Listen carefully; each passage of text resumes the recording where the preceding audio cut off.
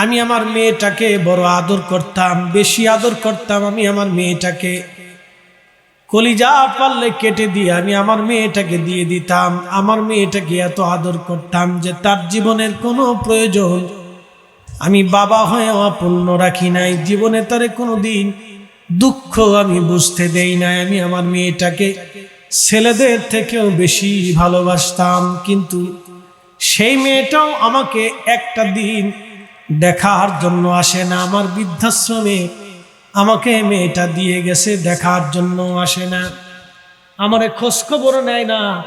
মুরব্বী আফসোস করে বলেন, আমি অভিশাপ দিয়ে গেলাম সন্তানদেরকে, আমি আমার সন্তানদেরকে অভিশাপ দিয়ে গেলাম। আমি যেইভাবে কষ্ট নিয়ে কবরে গেলাম, এর থেকেও বহু গুণে কষ্ট নিয়ে যেন তারা কবরে যায়। নবীজির ইন্তেকালের সময় ঘনিয়ে গেল। নবীজি বললেন, আমার সাহাবীরা রে, আমার ফাতেমারে খবর দাও, আমি আমার কলিজার টুকরা মেয়ের সাথে কথা বলতে চাই। যদি কোনোদিন মদিনাতুল মুনাওয়ারাতে যান, তাহলে আপনি দেখবেন মদিনাতুল মুনাওয়ারায় যেই 7 নম্বর গেট বাবু সালাম দিয়ে আপনাকে ঢুকানো হবে। বাবার অসুস্থতার কথা শুনে খুব দ্রুত চলে আসলেন, বাবার পাশে বসে গেলেন। বাবার বুকের মধ্যে মাথা দিয়ে কাঁদতেছিলেন। নবী বললেন, ফাতেমা রে, কান্না বন্ধ করে দাও। ফাতেমা কান্না বন্ধ করে না। বিরহ বেদনার চিন্তায় ফাতেমা কাঁদতেছিল। বাবা থাকবে না, কোনো মেয়ে এটা মেনে নিতে চায় না। বাবা দুনিয়ার থেকে চলে যাক, কোনো মেয়ে চায় না। মেয়েরা চায় বাবারা চিরজীবন আমাদের মাঝে যেন বেঁচে থাকে। বাবা মারা যাক, পৃথিবীর কোনো মেয়ে চায় না। কিন্তু দুঃখের বিষয় হলো, কালকে পরশুদিন একটা ভিডিও দেখলাম, এক মুরব্বী আফসোসের সাথে বলতে লাগলেন, আমার মরার পরে যেন আমার কোনো সন্তান আমার লাশ স্পর্শ না করে এবং আমার দাফন কাফন জানাজায় যেন তারা না আসে। এবং ওই লোকটি আফসোস করে বলল, বাবার কোলের মধ্যে মাথা ঠেকে ফাতেমা কাঁদতেছিলেন। নবীজি বললেন, কলিজার টুকরো মেয়ে আমার, কান্না বন্ধ করে দাও। ফাতেমা রে, তুমি কাঁদবা না। ফাতেমা, আল্লাহ তোমার আব্বাকে সৃষ্টির মধ্যে মহা সম্মানের অধিকারী করেছে। তোমার বাবার মতো সম্মান আল্লাহ সৃষ্টিতে কাউকে দেয় নেই, আর কোনোদিন দেবে না। তুমি শ্রেষ্ঠ বাবার সন্তান। ফাতেমা রে, কান্না বন্ধ করে দাও। তখনও ফাতেমার কান্না বন্ধ হয় না।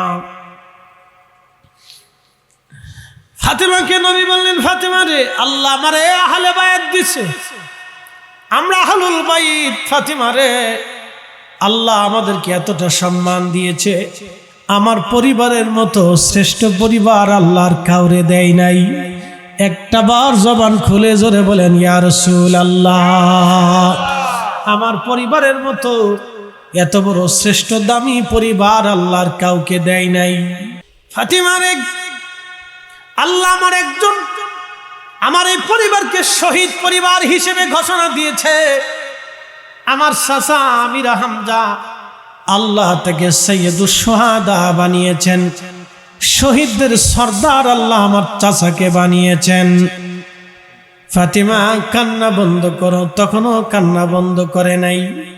ফাতেমা রে, আমার চাচাতো ভাই জাফরকে আল্লাহ 2টা শহীদ হওয়ার কারণে 2টা হাত আমার জাফরের কেটে ফেলে দিয়েছিল মুতার যুদ্ধে। আমার জাফরের 2টা হাত যুদ্ধের ময়দানে কাফেররা কেটে ফেলে দিয়েছিল। তারপর আমার জাফর কালেমার ঝান্ডা জমিনে পড়তে দেয় নাই। কালেমার ঝান্ডাটা বুকের ভিতরে চাপ দিয়ে ধরে, দাঁত দিয়ে কামড় দিয়ে চেপে ধরে রেখেছিল। শহীদ হওয়া পর্যন্ত আমার জাফর পতাকা পড়তে দেয় নাই। এই ত্যাগের জন্য, এই ইমানের জন্য আমার জাফরের 2টা হাতের বদলে আল্লাহ 2টা পাখা দিয়েছে রে। ফাতেমা, এই পাখা দিয়ে আমার জাফর 8টা জান্নাতের যেখানে খুশি সেখানে উড়ে উড়ে ঘুরে ঘুরে বেড়ায়। আল্লাহ এই মর্যাদা আমার জাফর ছাড়া আল্লাহর কাউরে দেয় নাই। ফাতেমা রে, আমার জাফরকে আল্লাহ আমার পরিবারের ভিতরে দিয়েছে, কান্না বন্ধ করো।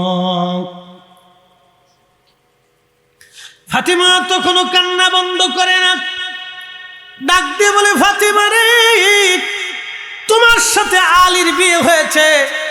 ফাতেমা, আলী তোমার স্বামী হবে। ফাতেমা, আমার ইচ্ছায় হয় নাই, আলী গরিব, আমি তোমার গরিব দেখে বিয়ে দেই নাই। ফাতেমা, তোমার স্বামী আমার আল্লাহ নিজে পছন্দ করে, আলীর সাথে আমার আল্লাহ নিজে তোমার বিয়ে দিয়েছে। একটা জবান বন্ধ থাকবে না, চিৎকার মেরে জোরে বলেন আল্লাহু আকবার। আরে ফাতেমা, তোমার বিয়েটা আমার আল্লাহ নিজে দিয়েছে, আমার আল্লাহর পছন্দে তোমার সাথে আলীর বিয়ে দিয়েছি। ফাতেমা রে, কান্না বন্ধ করো, আল্লাহ তোমার একটা মর্যাদা দিয়েছে, সাইয়্যিদাতুন নিসাই আহলিল জান্নাহ। তাম দুনিয়াতে যত রমণীরা বেহেশতে যাবে, আম্মা জান হাওয়া থেকে কিয়ামত পর্যন্ত যত নারী জান্নাতে যাবে, সব নারীদের সর্দারিনী সাইয়্যিদিনী আল্লাহ তোমারে বানাইছে রে ফাতেমা, তুমি সাইয়্যিদাতুন নিসাই আহলিল জান্নাহ। কান্না বন্ধ করো। তখনও কান্না বন্ধ করে না। ফাতেমা রে, কান্না বন্ধ করে দাও, আমার আল্লাহ তোমার কলিজার টুকরা 2টা সন্তান দিয়ে দিছে। ফাতেমা, তোমার এই 2টা সন্তানের মতো আল্লাহ কারো ঘরে এমন সন্তান দেয় নাই। আল্লাহ হাসানু ওয়াল হুসাইনু সাইয়্যিদা শাবাবি আহলিল জান্নাহ। আমার হাসান আর হুসেইনকে আমার আল্লাহ জান্নাতের যুবকদের সর্দার বানিয়ে দিয়েছে রে ফাতেমা। কান্না বন্ধ করে দাও, তোমার কলিজার টুকরা বেটাদের মতো এমন কারো সন্তানের সম্মান আল্লাহ দেয় নাই। তোমার বেটারা জান্নাতের যুবকদের সর্দার। কান্না বন্ধ করে দাও ফাতেমা। ফাতেমা রে, কান্না বন্ধ করে দাও, আমার হাসান হুসাইন 2 জন জান্নাতি যুবকদের সর্দার। হযরতে নবীজি মদিনাতুল মুনাওয়ারায় বসে আছেন। ইমাম হুসাইন নবীজির কোলে তখন ছোট্ট, খুবই সুন্দর চেহারার অধিকারী ছিলেন তারা। নানা সৌন্দর্য 2 ভাই তারা পেয়েছিলেন, হাসান হুসাইন। নানার সৌন্দর্য পেয়েছিলেন হাসান হুসাইন। নানার কোলের মধ্যে বসে আছেন হাসান হুসাইন, নানার কোলের মধ্যে বসে আছেন, নানার কোলের মধ্যে খেলাধুলা করতেছিলেন। ঠিক নবীজি চক্ষু মোবারক বেয়ে বেয়ে কান্না করতেছিলেন। হযরত উম্মে সালমা রাদিয়াল্লাহু আনহা আসলেন, নবীজির হুজরায় ঢুকে দেখলেন হুসাইন কোলের মধ্যে খেলা করে, কিন্তু নবীজি কেঁদে কেঁদে দাড়ি মোবারক ভিজিয়ে ফেলতেছে। উম্মে সালমা রাদিয়াল্লাহু আনহা বলেন, ইয়া রাসূলুল্লাহ, এইভাবে কান্না কেন করেন গো নবীজি? কান্নার কারণ কি ইয়া রাসূলুল্লাহ?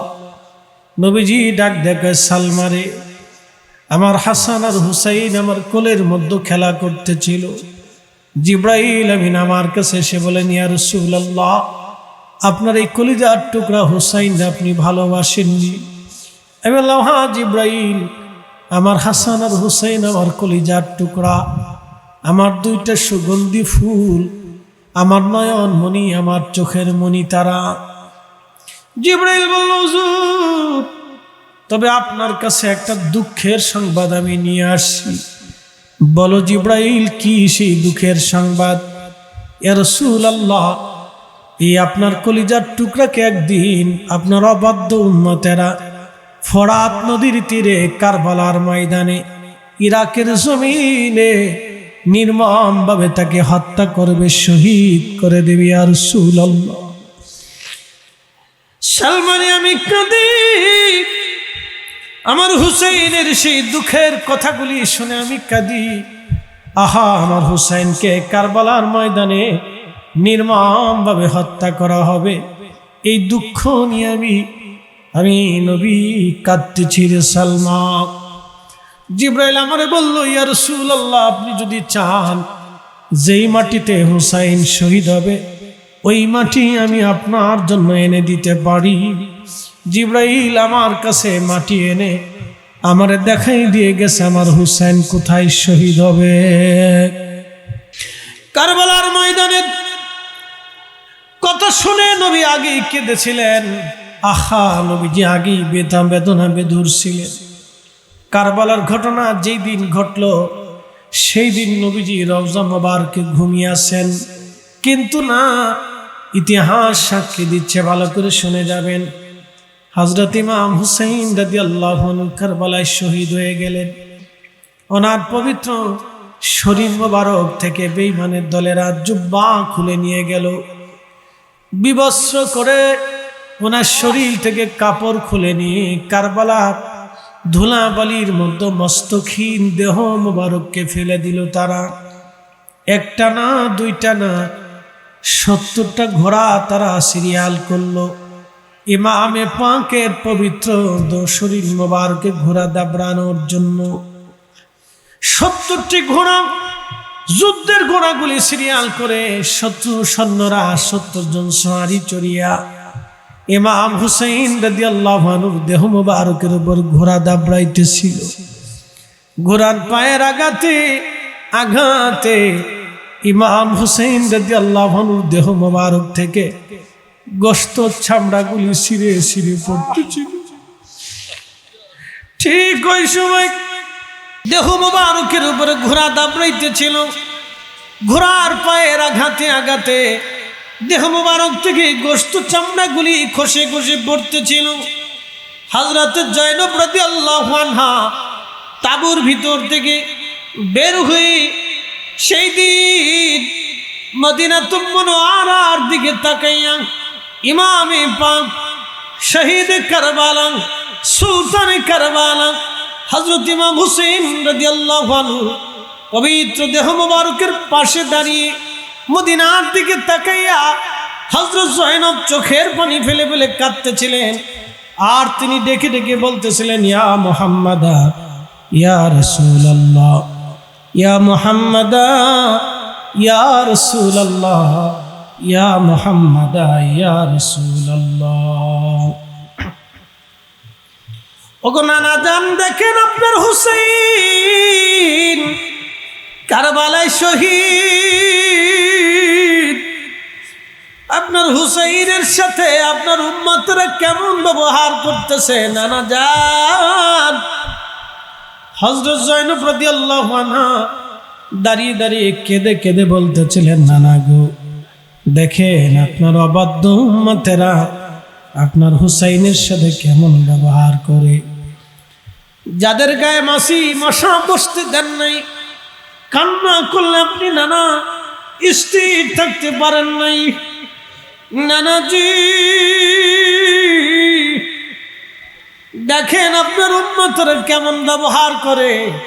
হযরত আব্দুল্লাহ ইবনে আব্বাস রাদিয়াল্লাহু আনহুমা বলতেছেন, ঠিক ওই সময় আমি কাবা শরীফের সাথে হেলান দিয়ে ঘুমিয়ে পড়লাম। হেলান দিয়ে বসেছিলাম, ঘুম এসে গেল আমার। ঘুমের ভিতরে দেখি আমার নবীজি হাত মুবারকের মধ্যে রক্ত দেখা যায়, চুল দাড়ি মুবারক এলোমেলো দেখা যায়, নবীজির জুব্বা মুবারকে ধুলাবালি লাগা দেখা যায়।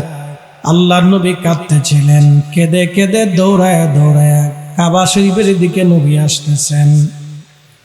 আব্দুল্লাহ ইবনে আব্বাস ডেকে বলেন, ইয়া রাসূলুল্লাহ, জীবনে কোনোদিন এইভাবে আপনাকে কাঁদতে দেখি নাই। আপনার হাতের মধ্যে রক্ত কেন? আপনি কাঁদেন কেন? ধুলাবালি লেগে আছে কেন? চুল দাড়ি মোবারক এলোমেলো কেন? নবীজি কি হইছে আপনার ইয়া রাসূলুল্লাহ? নবী আমার ডাক দিয়ে বলতেছে, ইবনে আব্বাস রে, আব্দুল্লাহ রে, মক্কা নগরীতে খবর দাও, আমাদের হুসাইন কারবালায় শহীদ। আমরার হুসাইনের শাহাদাতের সময় আমি নবী নিজে উপস্থিত ছিলাম। আমি তোর রক্ত গুলিনি, আল্লাহর আদালতে যাইতেছি, আমি রক্ত গুলিনি, আল্লাহর আদালতে যাইতেছি, আমি রক্তগুলি নিয়ে আল্লাহর আদালতে যাইতেছি। তুমি হুসেইনের সংবাদ ইরাক মক্কাতে খবর জানায় দাও, আমাদের হুসেইন আর নাই, আমাদের হুসেইন কারবালায় শহীদ। আমি নবী, আমার হুসেইনের শাহাদাতের সময় আমি তার পাশেই ছিলাম। চিৎকার মেরে বলেন না ইয়া রাসূলুল্লাহ। তাহলে বলেন আমার নবী আশিকের সময় এন্তেকালে নবী আসতে পারে কি পারে না? আশিকের কবরে নবী আসতে পারে কি পারে না? আল্লাহ ওই নবীর জিয়ারত আমরা কবুল করে নিক। আওয়াজ তুলে জোরে বলেন আমিন। ইয়াজিদের সৈন্যরা নিয়ে যাচ্ছে, যাওয়ার সময় রাত্র হয়ে গেল, সন্ধ্যা নেমে গেল। ওই দিন তো আর রাত্রে পথ চলার কোনো সিস্টেম ছিল না। তখনকার দিনে মানুষেরা রাত্রে রাস্তা চলতো না, কারণ রাতের রাস্তা ছিল ওই সময় কঠিন। তখন ইয়াজিদের সৈন্যরা দেখলো একটা গির্জা দেখা যায়, কাছে যায় গির্জার পাদ্রীকে বলল, পাদ্রী রে, আজকে রাতের জন্য কি আমাদেরকে জায়গা দিবা কিনা? বিনিময়ে টাকা দিব। ইয়াজিদের সৈন্যরা টাকার অফার দিল পাদ্রী রে। পাদ্রী ডাক দিয়ে বলল, তোমরা কারা, পরিচয় কি? তখন তারা বলল, আমরা ইয়াজিদের সৈন্য। তোমরা ইয়াজিদের সৈন্য? তাহলে এই পবিত্র মাথাটা কার দেখা যায়? সুন্দর নুরানি চেহারার অধিকারী। আমি এত সুন্দর মানুষ কোনোদিন দেখি নাই। মানুষ এত সুন্দর কি করে হয়? এত সুন্দর নূরের চেহারার অধিকারী কার? ওরা জবাব দিল, উনি আমাদের নবীর নাতি। বুঝছেন, উনি আমাদের নবীর দৌহিত্র, ওনার নাম ইমাম হুসেইন। উনি কারবালার যুদ্ধে শহীদ হয়েছেন, ওনাকে হত্যা করা হয়েছে, আমাদেরকে দায়িত্ব দেওয়া হয়েছে, আমরা ওনার মস্তক, খণ্ডিত মস্তক নিয়ে যাচ্ছি সিরিয়ার ইয়াজিদের কাছে। তখন খ্রিস্টান পাদ্রী ডাক দিয়ে বলে, মুসলমানেরা, তোমরা মুসলমান, আমি খ্রিস্টান, তোমরা মুহাম্মদুর রাসূলুল্লাহ সাল্লাল্লাহু আলাইহি সাল্লামের উম্মত, আর আমি ঈসা নবীর উম্মত। আমরা যদি আমাদের নবী যেই মাটির মধ্যে পা দিয়েছে ওই মাটির ধুলাবালি যদি পাইতাম, তাহলে এই ধুলাবালিকে আমরা আমাদের জীবনের শ্রেষ্ঠ সম্পদ হিসেবে রেখে দিতাম। এই মুসলমান, কিসের মুসলমান তোরা? তোদের নবীর আওলাদের মাথা কেটে তারপরে নিয়ে যাচ্ছিস বর্ষার আগায় বিধাইয়া, তোমরা আবার মুসলমান দাবি করো। এ মুসলমানেরা, ওই নারীগুলি কারা? জানা সোয়ারির উপরে চড়ে মলিন চেহারা নিয়ে বসে বসে কান্না করতেছে। ওই ক্রন্দনরত নারীগুলি কারা? যাদেরকে তোমরা বন্দি বানায় ধরে নিয়ে যাচ্ছ। তখন ওরা বলল, এরা আমার নবী, আমাদের নবীর পরিবারের নারীরা, নবী পরিবারের লোক। জাইনাব, সকিনা, উম্মে কুলসুম রিদওয়ানুল্লাহি তাআলা আলাইহিম আজমাইন। তখন এই পাদ্রীর মনে মায়া লাগলো, আহা, করছো কি? রাসূল পরিবারের সূর্য সন্তানদেরকে এইভাবে তোমরা বেঁধে বন্দি বানাইয়া সিরিয়ার দিকে নিয়ে চলে যাচ্ছ।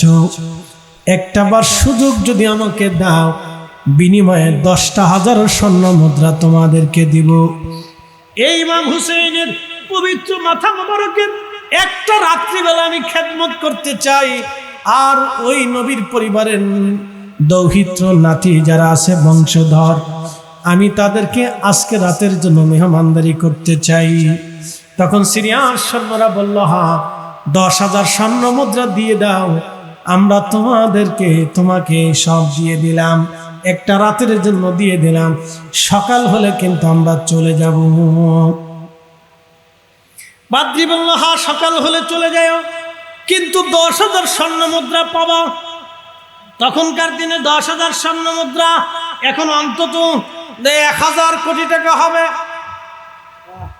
তখনকার দেশের 10,000 স্বর্ণ মুদ্রা বর্তমানে 1,000 কোটি হবে। মিনিমাম 1,000 কোটি টাকা তোমাদেরকে দিয়ে দিব, কিন্তু ইমাম হোসেনকে একটা রাতের জন্য আমাকে দাও। পাদ্রী রাজি হয়ে গেল। ওই সৈন্যরাও রাজি হয়ে গেল।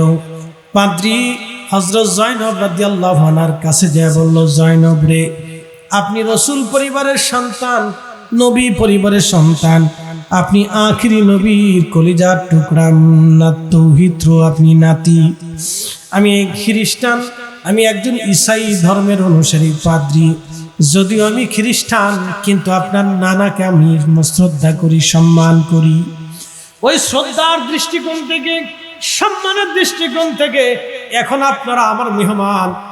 ও নবীর আওলাদ, একটা রজনী আপনাদের খেদমত করতে চাই, কারণ কারবালার বিয়োগ ব্যথা, এই দুঃখ পেরেশানি আপনাদেরকে কষ্ট দিয়েছে, আপনাদের মলিন চেহারায় কথা বলতেছে।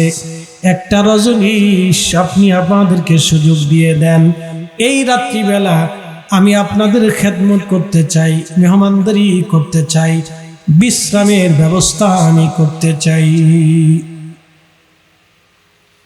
হযরত জয়নবকে অন্দরমহলে পাঠিয়ে দেওয়া হলো নারীদের দায়িত্বে।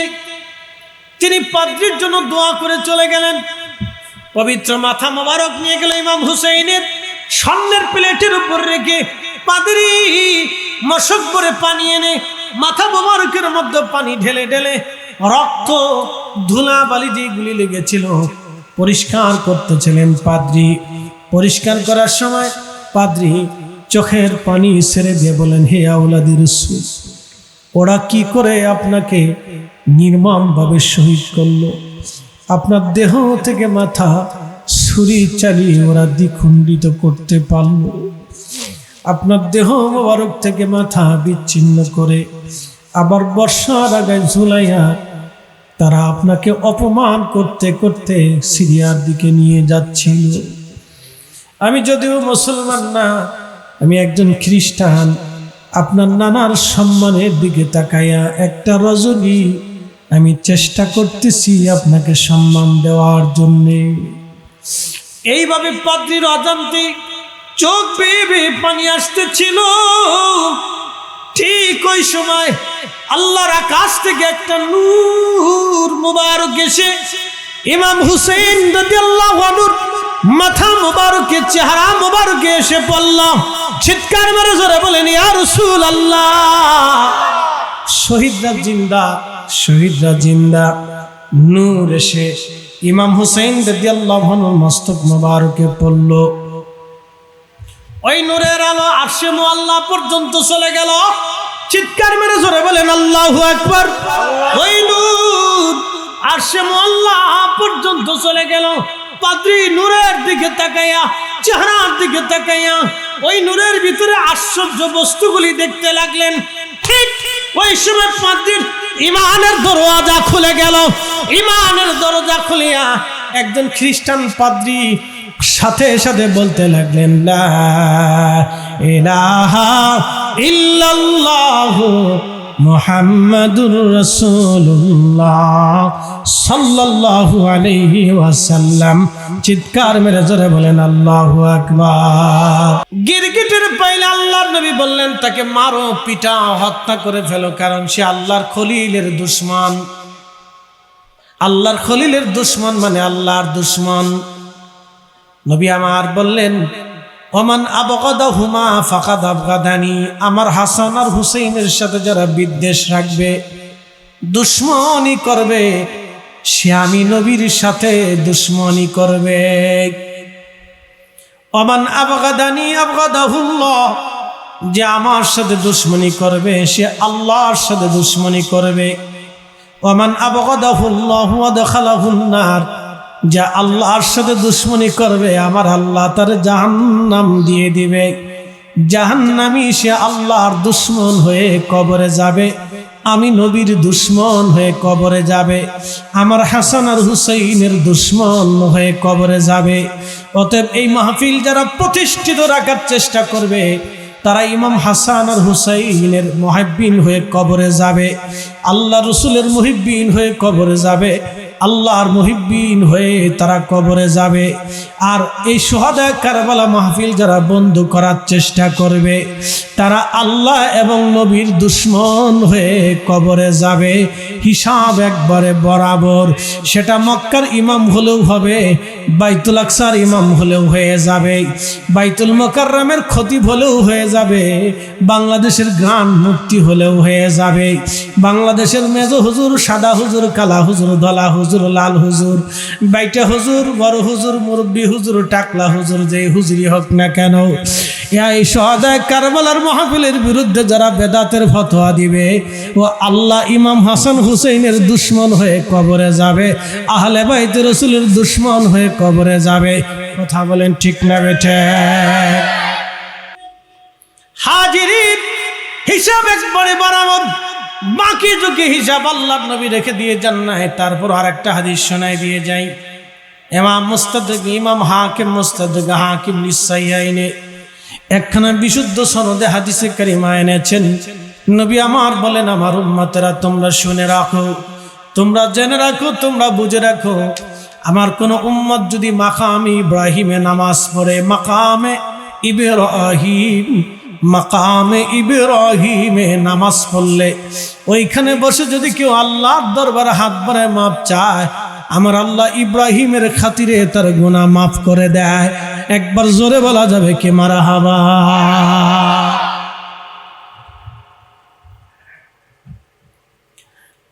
নারী সমাজ, মুসাফিরবাসী পুরুষ সমাজ, ভালো করে শোনা যাবে। মাইকের আওয়াজ যত দূর যাচ্ছে, কে কোন পীরের মুরিদ আমি জানি না, কে কোন দলের লোক আমি জানি না, কে কোন মত অনুসরণ করেন আমি জানি না, কিন্তু শুহাদায়ে কারবালা আমাদের সবার। আল্লাহ রাসূল বলেন, মাকামে ইব্রাহিমে যদি কেউ নামাজ পড়ে, রুকনে আমান আছে কাবার সাথে, রুকনে আমান, এইখানে কেউ যদি নামাজ পড়ে রোজা অবস্থায় থাকে, ওই অবস্থায় সেজদার মধ্যে পড়ে গেল, নামাজ পড়তেছে সেজদার মধ্যে পড়ে আছে, ওই সময় যদি সে মারা যায়, আজরাইল যদি তার জান নিয়ে চলে যায়, তারপরও সে জান্নাতে যাবে না। কেন? ওহু আমুবগিদু লি আহলি বাইতিন নবী সাল্লাল্লাহু আলাইহি সাল্লাম, নবীজির আহলে বাইতের সাথে কেউ যদি দুশমনি রেখে, হিংসা রেখে, বিদ্বেষ রেখে মাকামে ইব্রাহিমে নামাজ পড়েও যদি মরে যায়, রুকনে আমানে রোজা এবং নামাজরত অবস্থায় যদি মারা যায়, তারপরও সে জান্নাতে যাবে না, জান্নাতে যাবে না, জান্নাতে যাবে না, জান্নাতে যাবে না। ইমাম যাহাবী আত-তালখিসের মধ্যে হাদিস খানা লিখে লিখেছেন, হাযা হাদিসুন সহিহুল ইসনাদ, হাদিসের সনদ সহিহ। একবার আওয়াজ তুলে বলা যাবে কে মারহাবা? প্রিয় উপস্থিতি হাজিরিন, ভালো করে শুনে নেবেন। কি চমৎকার কথা! 1450 বছর আগে আল্লাহ নবী আমাদেরকে বুঝিয়ে দিয়ে গেলেন। এই জন্য শুহাদায়ে কারবালা মাহফিল দেবেন এই মুহররম মাসে, বাড়িতে হলো ছোট্ট ইন্তজাম করে হলো, তলাবা একরাম, উলামা একরাম, মুরব্বিন একরামদেরকে ডেকে নিয়ে হলো ছোট্ট পরিবেশেও জিকির মাহফিল দিয়া শুহাদায়ে কেরামের স্মরণে দোয়া করে দিবেন। জিয়া আহলে বাইত রাসূল, আপনারা যে কালেমার জন্য জীবন দিয়েছিলেন, যে ইমানের জন্য জীবন দিয়েছিলেন, যে ইনসাফের জন্য জীবন দিয়েছিলেন, যে নবীর দ্বীনের জন্য আপনারা সপরিবারে পানিবিহীন তৃষ্ণা নিয়ে আপনারা শহীদ হয়েছিলেন, আমরা হক আদায় করতে পারি নাই, অন্তত আপনাদের জন্য দোয়া করে স্মরণ করে আমি হক আদায় করার চেষ্টা করেছি। লা ইন শাকারতুম লাযীদান্নাকুম ওয়া লা ইন কাফারতুম ইন্না আযাবি লাশাদীদ। আমার রব বলেছেন, বান্দারে যদি কৃতজ্ঞ হও নিয়ামত বাড়িয়ে দেব, আর যদি অকৃতজ্ঞ হও, নাফরমানি করো, বেঈমানি করো, আমি আল্লাহ ইন্না আযাবি লাশাদীদ, তোমাকে শক্ত শাস্তি দেব, মারাত্মক শাস্তি দেব। ফাযকুরুনি আযকুরুকুম, আমাকে স্মরণ করলে আমিও স্মরণ করব। ওয়াশকুরুলি ওয়ালা তাকফুরুন, কৃতজ্ঞ হও, নাফরমানি করিও না। কৃতজ্ঞ হও, নাফরমানি করিও না। আরে সেদিন আওলাদে রাসূল ইমাম হুসাইন যদি কারবালায় শহীদ না হতো, আজকের এই দিন আপনি পেতেন না। ওনারা শহীদ না হলে আজকের এই কালেমা আপনার হতো না। ইতিহাস হয়তো পরিবর্তন হয়ে যাইতো, হাদিসের কিতাব চেঞ্জ হয়ে যাইতো, কোরআনের বিধানও চেঞ্জ হয়ে যাইতে পারত, অথবা কাবার জিয়ারতও চেঞ্জ হয়ে যাইতে পারত, রাসূলের দিন পরিবর্তন হয়ে যাইতে পারত। কিন্তু ওনারা শহীদ হয়ে শির উঁচু করে ইসলামকে শির উঁচু করে রেখে গেছেন, মেরুদণ্ডকে সোজা রেখে শির উঁচু করে মিথ্যার সামনে মাথা নত না করে কালেমার পতাকা আল্লাহর আকাশে উড্ডীন করে রেখে গেছেন। কিয়ামত পর্যন্ত এই উম্মতের শিরকে সোজা করে রেখে গেছেন ইমাম হুসাইন। ওনারা ওই সময় মিথ্যার সামনে মাথা নত করলে কিয়ামত পর্যন্ত উম্মত বাতিলের সামনে মাথা নত করত। কথা বলেন ঠিক কিনা? হাতের লাঠি দিয়ে আঘাত করলেন, 12টা গোত্র কায়েম হয়ে গেল, 12টা রাস্তা হয়ে গেল, 12টা পথ দিয়ে মুসা আলাইহিস সালাম উম্মত নিয়ে নদী পার হলেন। আল্লাহ মুসাকে দিলেন মুহররমের 10 তারিখ, আল্লাহ মুসাকে দিয়ে দিলেন। কিন্তু আমার আল্লাহ আমার নবী থেকে মুহররমের 10 তারিখে নিলেন। ঈসা রুহুল্লাহ আশুরার 10 তারিখ আসমানে চলে গেলেন। আল্লাহ আশুরার 10 তারিখে ঈসা নবীকে দিলেন। কিন্তু আমার আল্লাহ এই আশুরার 10 তারিখে আমার আল্লাহ তার নবী থেকে নিলেন। হযরত ইউনূস আলাইহিস সালাম মাছের পেটে 40 দিন মতান্তরে 7 দিন ছিলেন। ইউনূস আলাইহিস সালাম যেই দিন মাছের পেট থেকে দুনিয়াতে আসলেন, সেই দিনটা ছিল আশুরার 10 তারিখ। আল্লাহ ইউনূস আলাইহিস সালামকে আল্লাহ আশুরার 10 তারিখে দিলেন, কিন্তু আমার আল্লাহ আশুরার 10 তারিখে আমার নবী থেকে নিলেন। ইব্রাহিম খলিল আগুনের ভিতরে 40 দিন পর্যন্ত রইলেন। আমার আল্লাহ আগুন থেকে যেই দিন তারে বের করলেন, সেই দিন ছিল আশুরার 10 তারিখ। আমার আল্লাহ ইব্রাহিম খলিলকে আশুরার 10 তারিখে দিলেন, কিন্তু আমার আল্লাহ আশুরার 10 তারিখে আমার নবী থেকে হুসাইনকে নিলেন। রহস্য আছে না? একসাথে বলুন, রহস্য আছে না? তাহলে আশুরার 10 তারিখে ইমাম হুসাইনের শাহাদাতকে ছোট করে দেখার কোনো সুযোগ আছে? এই একসাথে বলেন, আছে? তাহলে যারা দেখবে তারা ভুলের উপরে আছে, মহা ক্ষতি নিয়ে কবরে যাবে। অনেক বড় ভুলের মধ্যে আছে, তারা বুঝতেছে না যে কি বলতে চাচ্ছে। সে বুঝাইতে চায় আশুরার 10 তারিখে ইমাম হুসাইনের শাহাদাতের সাথে এই আশুরার 10 তারিখের কোনো সম্পর্ক নাই, সে বুঝাইতে চায়। মুসাফিরবাসী মনোযোগ দিবেন, আশুরার 10 তারিখ অনেক দামি। এই মাহফিলে যারা 1 টাকাও দিয়েছেন, বুদ্ধি দিয়েছেন, সহযোগিতা করেছেন, বিদ্যা দিয়েছেন, কথা দিয়ে সহযোগিতা করেছেন, সবাই আপনারা কিয়ামতের ময়দানে ইমাম হুসাইনের মুহিব্বিন বলে ডাক দেওয়া হবে। আল্লাহ ডাক দিবে, আমার হুসাইনের মুহিব্বিনরা দাঁড়াও, হাত তুলো। সেদিন আমরাও হাত বাড়াই দিব, একসাথে বলেন আল্লাহু আকবার। চিৎকার মেরে বলেন না ইয়া রাসূলুল্লাহ। বলে হুজুর কোন দলিলে?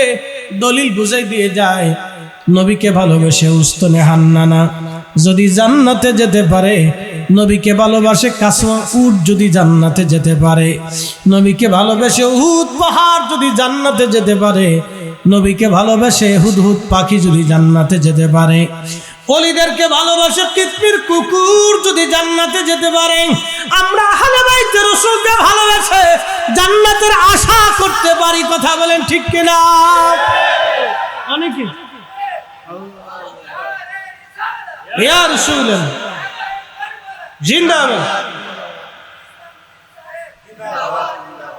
তাহলে আমরা আহলে বাইত রাসূলকে ভালোবেসে জান্নাতের আশা করতে পারি। এখন ওরা বলবে যে আমরাও তো ভালোবাসি, বলবো নাকি যে আমরাও তো ভালোবাসি। শোনেন, মুখে মুখে ভালোবাসলে ভালোবাসা হয় কি? কথা ঠিক আছে? আপনি আপনার স্ত্রীকে ভালোবাসেন, প্রত্যেক স্বামী তার স্ত্রীর ভালোবাসে, কিন্তু স্ত্রীর বরণ পোষণ খাওয়ান দাওয়ান কিছু চাইলে দেয় না, সোনা দানা কাপড় চোপড় কিছু কিনে দেয় না। খালি মাঝে মধ্যে যায় বিবিরে ভালোবাসি, এই বাচ্চারা,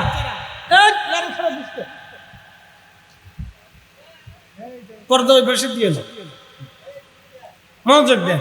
একজন তার স্ত্রীর খুব ভালোবাসে, খালি মাঝে মধ্যে যায় খুশি দিয়ে একটা বিবিরে খুব ভালোবাসে, কিন্তু কিছু চাইলে দেয়, বাজার সদাই করে দেয় না, খালি খুব ভালোবাসে। এটা কি ভালোবাসা?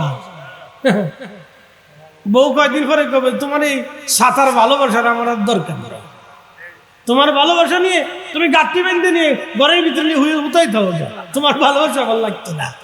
তো মৌখিক ভালোবাসার 4 পয়সা মূল্য নাই। ভালোবাসেন বিদায় মাহফিল দিচ্ছেন, মাহফিল আইছেন, মাহফিলে সহযোগিতা করছেন, কথা কন নাকি? ঠিক আছে কিনা? এটাই হলো ভালোবাসা। বলে মাহফিল ভালোবাসার একটা বহিঃপ্রকাশ। বলে সাহাবায়ে কেরামের স্মরণে আমরা ইন্তজাম করছি যে সবাই আসবে, বসবে, তাদের জীবনী শুনবে, ওলামায়ে কেরাম তাহকিক করবে, তরকিব করবে, আলোচনা করবে, নসিহত করে শোনাবে। এটা হচ্ছে ভালোবাসার বাহ্যিক প্রমাণ। ভালোবাসেন তো প্রমাণ কি? এই প্রমাণ হলো এটা। এখানে অর্থ খরচ করলে লাভ কি? লাভ আছে।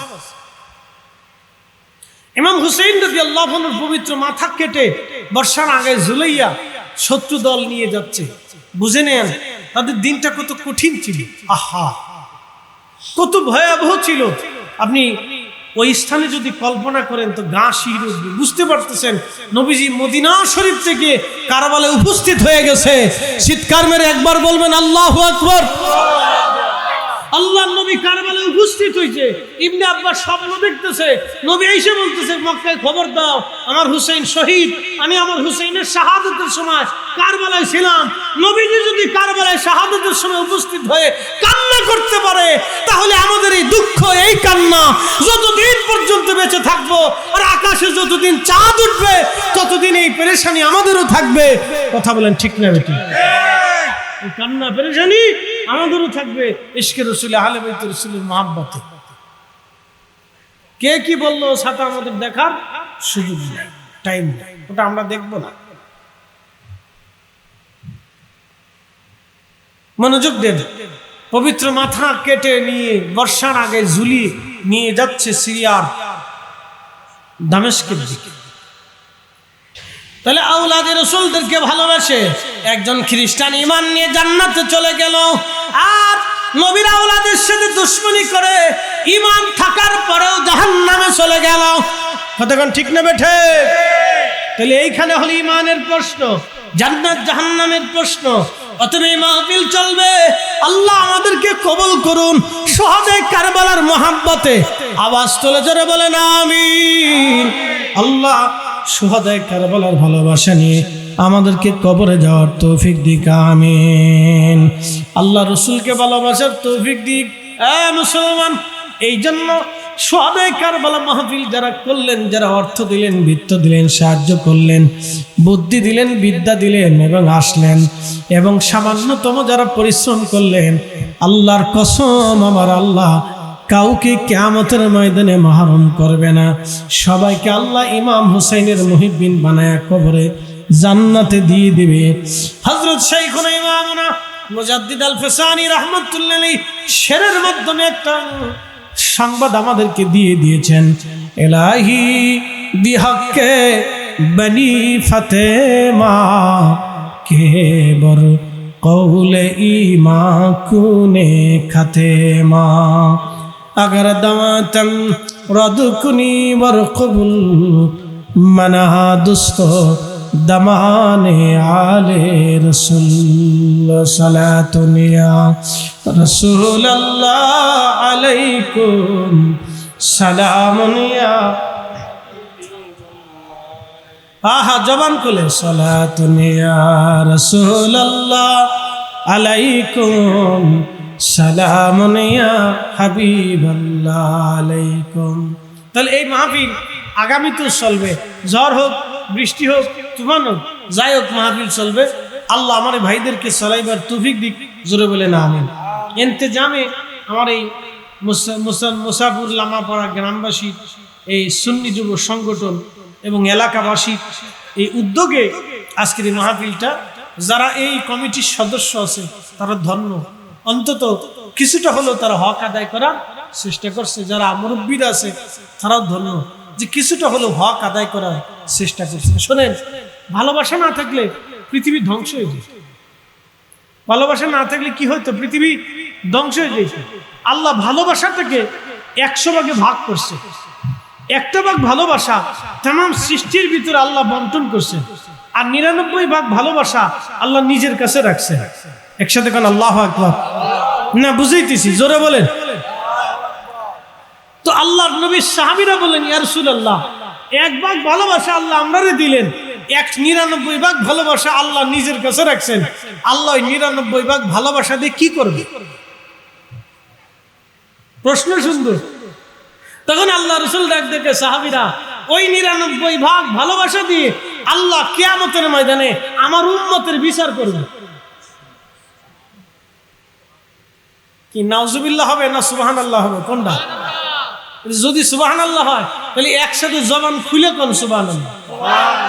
আমি বুঝাইতেছি, ছেলে মেয়েরা অপরাধ করে না? করেনি? করেই ফেলছে। ধরেন করে ফেলছে, রাত্রিবেলা আইসে বাপের পার ভিতরে পড়িয়ে বসে বসে কাঁদতেছে। বাপ তো খুব শক্ত, সহজে ছাড়তেছে না। না, তুই বেরিয়ে যা, চলে যা, তোর মতো ফুল আমার লাগতো না। ফুলা তো পা ছাড়ে না, বাপে পা ধরে রাখছে। বাপে তো কোনো মতেই মানে না, তোর ফুল মতো ফুলা আমার লাগতোই না, বাপে ছাড়ে না, ফুলাও পা ছাড়ে না। তখন মা এসে কয়, আব্দুল্লাহর বাপ এই ফুলা তো আমরারই, ভুল করে ফেলছে, তা আমরারই সন্তান, কই যাইব? তুমি মাফ না করলে ওর তার যাওয়ার জায়গা নাই, মাফ করে দাও। বলেন তো ভালোবাসা কয় ভাগ? 1 ভাগের কারণে বিরাট অপরাধ করার পরে মা আর বাপ দুইজনে মিলে ফুলারে মাফ করে দেয়। কিয়ামতের ময়দানে আমাদের যত গুনাহ থাকুক আল্লাহ 99 ভাগ দয়া দিয়া আমরাও মাফ করবে। চিৎকার মেরে বলেন আল্লাহু আকবার। খুশি নি? আস্তে কর না, খুশি নি? আমি বেশি বেশি করে অপরাধ করবেন নাকি বলেন? সাবধান, বাটাম চালান কিন্তু কিয়ামতের আগেই হয়ে যাবে। হাসরের মাঠ তো কায়েম হবে বহু বছর পরে, কিন্তু এই কবর থেকে হাসর পর্যন্ত বাটাম চালান কেটে খাইবে।